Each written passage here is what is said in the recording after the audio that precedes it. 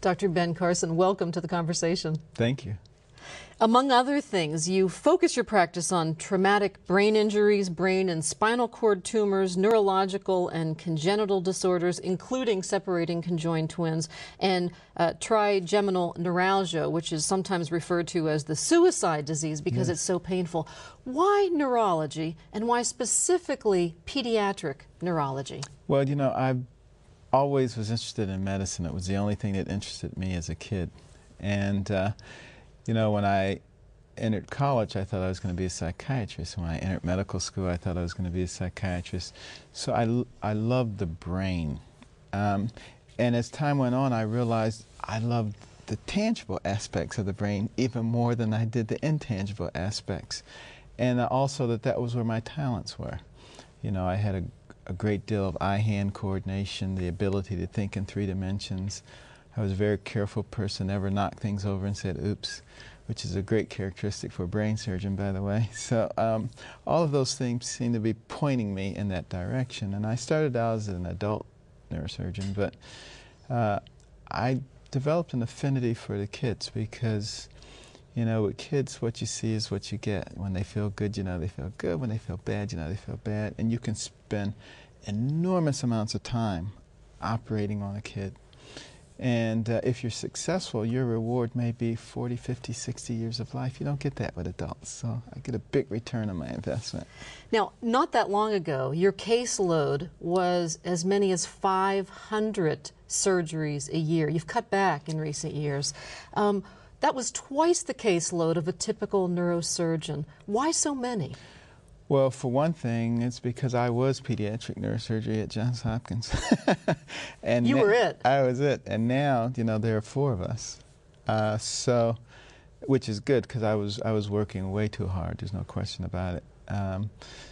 But you know, I still do plenty and have an opportunity to be involved in a lot more, not only neurosurgical cases, but other outside activities, which is wonderful. What's plenty, by the way? Can you put a number on it? Yeah, I still do 300, 350 cases a year. Now, this is coming from someone who describes himself as a hot-tempered kid growing up in a single-parent family in inner-city Detroit. Mm-hmm.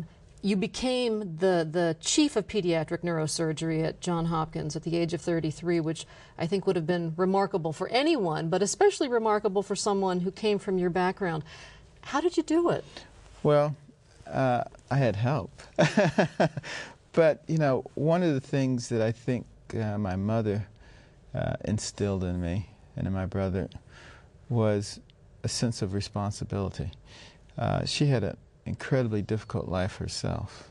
You know, one of 24 children, got married when she was 13, found out her husband was a bigamist, had only a 3rd grade education, but she never became a victim. And she never felt sorry for herself. And she never felt sorry for us. And she never let us feel sorry for ourselves. And she always said, you know, do you have a brain? And if you have a brain, then you're fine. It doesn't really matter what's going on out there. And you can deal with it. And so were there obstacles along the way? Absolutely. Were there people telling me you can't do this? Of course there were.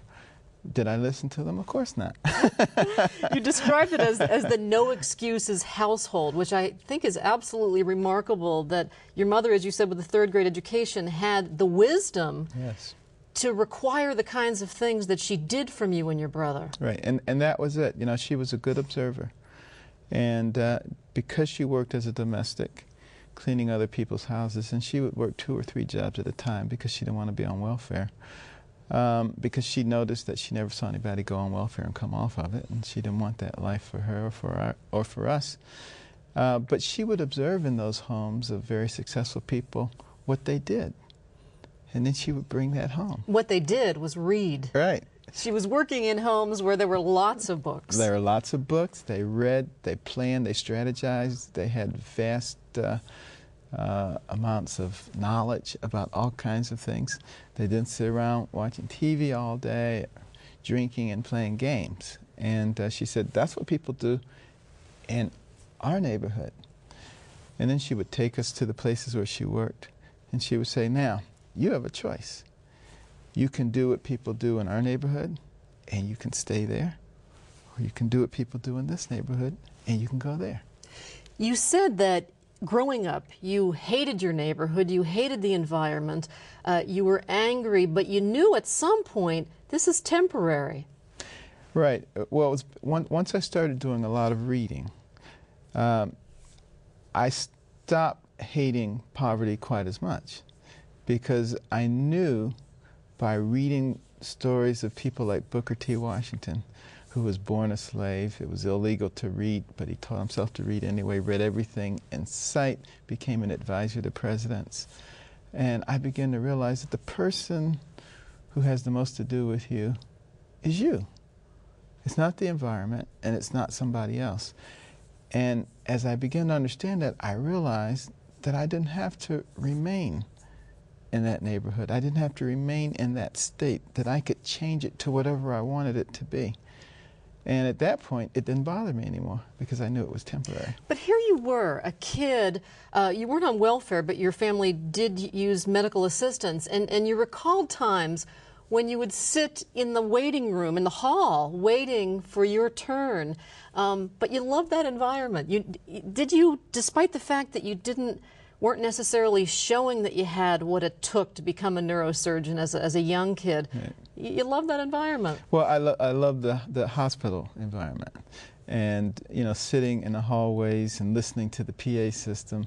It was just exciting to me. It was thrilling, seeing doctors walking by with charts, with their stethoscopes around their neck, and hearing them being paged. All of that just excited me, and I just said, yeah, this is where I belong. So you had to imagine yourself there, even when, as a young child, you say you were considered the class dummy. You right. even used to say to your mother, "I'm not smart." Right. Well, I was like a lot of kids are. You ask them, "What do you want to do? What do you want to be?" And they'll say, "Oh, I want to be an astronaut. I want to be, this President. or that or the other." But you look at their list of achievements, and they're not very impressive, but somehow they think magically it's going to happen. Well, I was the same way. But in my case, magically it did happen. But it wasn't really magic. It was a lot of work behind it.